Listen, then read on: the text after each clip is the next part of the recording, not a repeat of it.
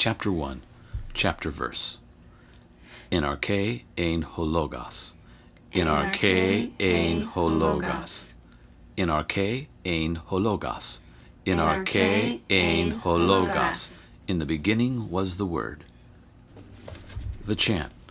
The present tense conjugation of luo. Luo, lues, lue. Luomen, luete, luusi. Luo, lues, lue. Luomen, luete, luusi. And the vocabulary.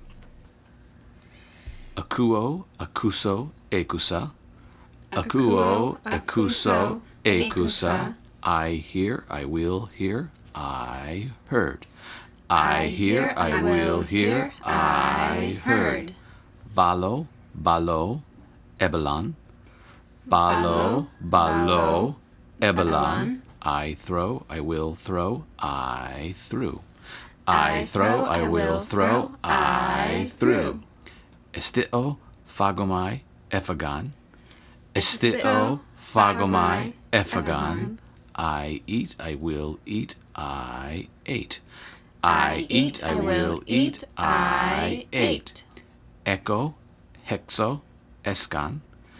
Echo, hexo, exon. I have, I will have, I had. I have, I will have, I had. Luo, luso, elusa. Luo, luso, elusa. I loose, I will loose, I loosed. I loose, I will loose, I loose. I destroy, I will destroy, I destroyed. I destroy, I will destroy, I destroyed. Well, Kyra, which means hello and rejoice, welcome to Chapter 1, the beginning of our study of Greek grammar. You've learned the alphabet. You've learned a lot about how Greek letters work together, consonants, vowels, blends, and so forth.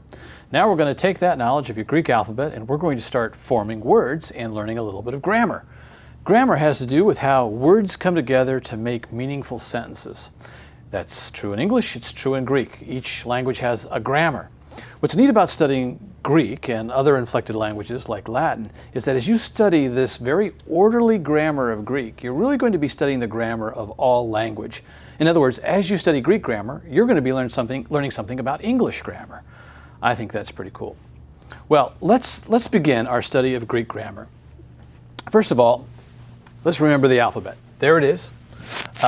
These letters are used to form words, as in this particular chapter verse. These words say, en arche ein ho logos.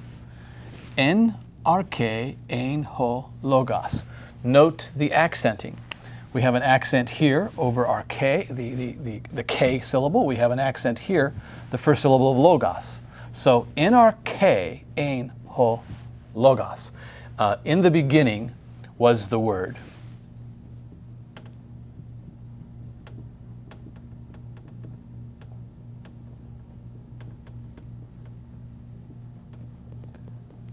And you'll note that sometimes, like you might think, well, where's the here?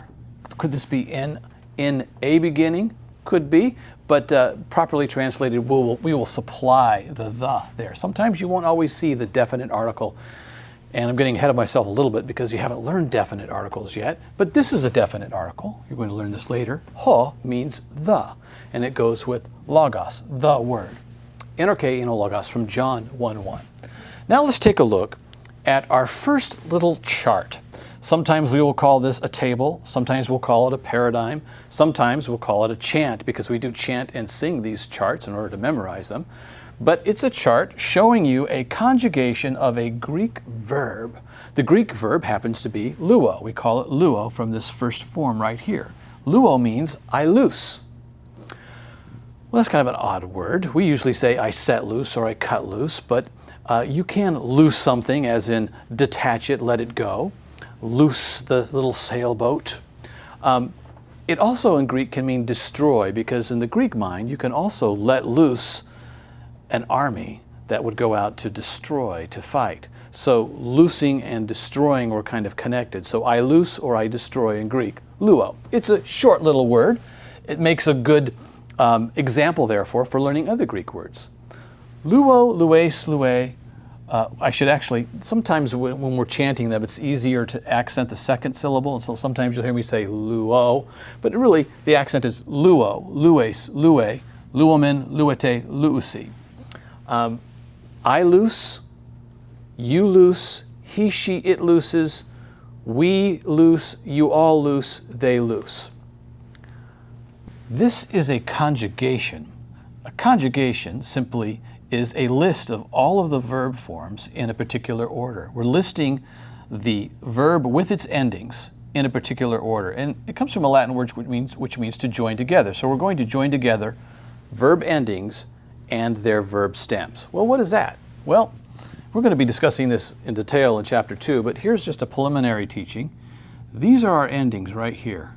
O, eis, e, omen, ete, usi. That leaves a verb stem, which is the lu. Lu is our stem. So when we join together the stem plus the ending, we are conjugating a Greek verb. And when we list all 6 forms, we're conjugating a Greek verb. Why 6 forms? That would be a good question. Well, because we have a singular form and a plural form for verbs. For example, when just one person is loosing, like I loose, that's just one person. That's called number. Verbs have number in Greek. One person, singular. If 2 people were loosing, if you and I were trying to loose a boat together, set it off into the deep blue ocean, we would loose. And we means 2 or more, so that would be plural. That verb would be plural. We loose is plural. Well, and that's called the first person. And you don't have to worry too much about what first person means, but there's 3 different persons in Greek that we will talk about in terms of grammar. The first person is always referring to I, me, and maybe if someone's with me, it would become we. The second person refers to someone that I might be talking to or addressing. That would be you. I'm talking to you. And if there were 2 of you, it would be you all, you plural or you singular. And then outside of our conversation, we might talk about John. He's the third person. He's not here right now. We wouldn't say you when we're referring to John. We would say he. John, he might enjoy going sailing with us as well. That would be the third person. You don't have to worry about that right now. We'll be discussing that in chapter 2 in some detail. But there are persons, first person, second person, and third person. Note that we're not talking about an actual physical being present, but we're speaking in grammatical terms. So verbs have person. They have number. They can either be singular or plural. And they also have tense. Tense refers to time. As in, when in time does this verb take place? I throw takes place in the present. I throw the football. Yesterday, I threw the football. Tomorrow, I will throw the football about 75 yards. So those are 3 tenses, past, present, and future. Greek verbs have tenses. Tense means time. Okay, so why these 6 forms? Luo, lues, lue, or luo, lues, lue, luomen, luete, luusi. This means I loose. This, and it's singular, because this is a singular column. This means you loose, just one you. This means he, she, or it looses. He, she, or it looses. And when we speak about he, she, or it, we're talking about one person or one thing. Could be a dog that's doing the loosing. And here on the plural side, we have we loose, and then you all loose, to borrow a southern phrase, and then they loose. So we have person, number, and we have tense. This happens to be the present tense forms. In fact, we call these endings o, eis, e, omen, ete, usi, the present tense markers or present tense endings, sometimes called present tense inflections. Now, that word inflection is a word you're going to hear in reference to Greek from time to time. Greek, like Latin, is an inflected language. And what that means is that it has endings, lots of endings, maybe fewer words than English, but a lot more endings than we have in English. For example, in English I would say I loose, you loose, he looses. We do put an S on the end of he looses, but we don't have too many endings for our verbs. With Greek, there's lots of endings, and the endings tell you a number of things that are going on with a verb. I'll talk about that a little bit more in a moment. But Greek is an inflected language because it has endings for its verbs, lots of them, and it also has endings for its nouns, and you'll learn more about that later. So an inflected language is a language that has a lot of endings that that attach to the words. Okay. As you might have seen here, there are pronouns inside, connected to a Greek verb. For example, luo, it's just one word, but it works out to be two words in English. I loose. How can that be? Because the ending, or the inflection, omega, O here, tells you that it's the first person, I, doing the loosing. So with one word, luo, it means I loose. We don't have to say I loose. Now there is a pronoun in Greek, ego. Ego means I. But what's interesting is luo already means I loose. So if I add the pronoun ego, which is taking the place of a noun, which is a person, place, or thing, a pronoun takes the place of a noun. So instead of saying John, I might say he looses, or for me I would say I loose. Well, luo already has it in here, so why would I need to add ego? I don't need to add ego, which means I. If I did, it would be emphasizing, almost like using the pronoun twice. It would be emphatic. I really am doing the loosing. But we don't even have to have the ego here. Luo means I loose. So there are pronouns contained inside of these Greek verbs because the endings are telling you that they are there. Now that might sound a little bit strange at first. To get used to the fact that you don't have to use a pronoun with a Greek verb, that it's contained in there, that it might take you a week or two to adjust, but I guarantee you will adjust. The Greeks did it this way for centuries. Okay, so this is our conjugation. You will see it charts like this. It's the present tense of luo, luo, lues, lue, luomen, luete, luusi.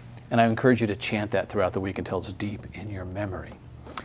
A couple of other things to note about Greek verbs. We're starting with Greek verbs which show action. You probably know from studying English that verbs show action. They're action words, as in the word throw. Balo means I throw, and certainly throwing is an action. A noun can be the subject of a verb. Who's doing the throwing? Well, I'm doing the throwing. I become the noun, the subject noun. The subject is the one doing the action of the verb. So I throw. Balo means I throw. So there's already a subject noun contained within balo, as well as a verb. So we're starting off learning Greek verbs, but already nouns are included in them. That's kind of neat. Okay, well, let's take a look at a sentence, for example, featuring a subject, a verb, and an object. Here's the subject doing the action of the verb. John throws the ball. Who's throwing the ball? John is. He's our subject noun. S standing for subject, N standing for noun. What is John doing? Well, he's throwing, and this is a verb.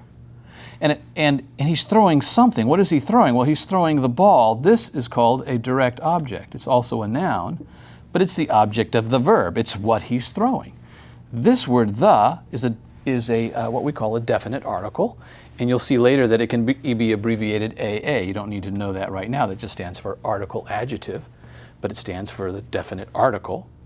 So he throws the ball. And we would also put a little T here. You'll learn this later. That just means transitive. It means that this verb actually has an object. Transitive means across. So John throws the ball. Subject, verb, and object.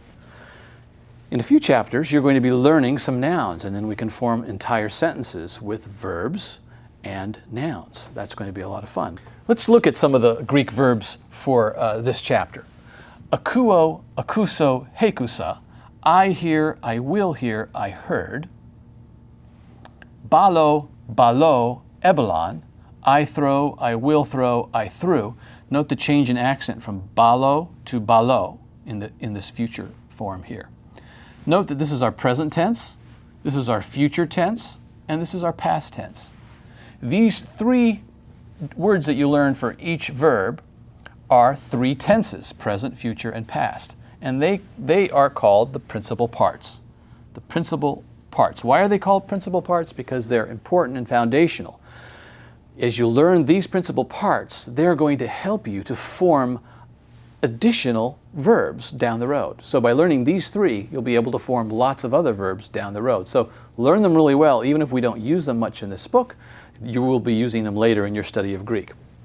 Luo is the present tense, luso, the future tense, elusa, the past tense. Again, present, should mark this with a PR, future, and past. Let's go through the rest of the verbs. Estio, phagomai, ephagon. I eat, I will eat, I ate. Notice this change in form. That's because sometimes two Greek verbs got combined into one Greek verb. And this is a remnant from another Greek verb. So, estio, phagomai, ephagon. I eat, I will eat, I ate. Echo, hexo, eskan. Note the rough breathing mark in the future tense. So, I hold, I will hold, I held. Echo, hexo, eskan. And then, of course, luo, luso, elusa. I loose, I will loose, I loosed. Three principal parts, and there's your vocabulary for the week. Well, just to review, verbs have person, number, and tense. Really, we've introduced the general concept to you in this chapter, and we will begin in chapter 2 to break down especially person and number. Tense is pretty easy to understand. We'll be working in the present tense for the beginning part of the book. Okay, let's finish off. Let's review by just reciting the chapter verse for the week. Can you say it? En arche ein ho logos. In the beginning was the Word. That'll do it for chapter 1. I'll see you next week for chapter 2.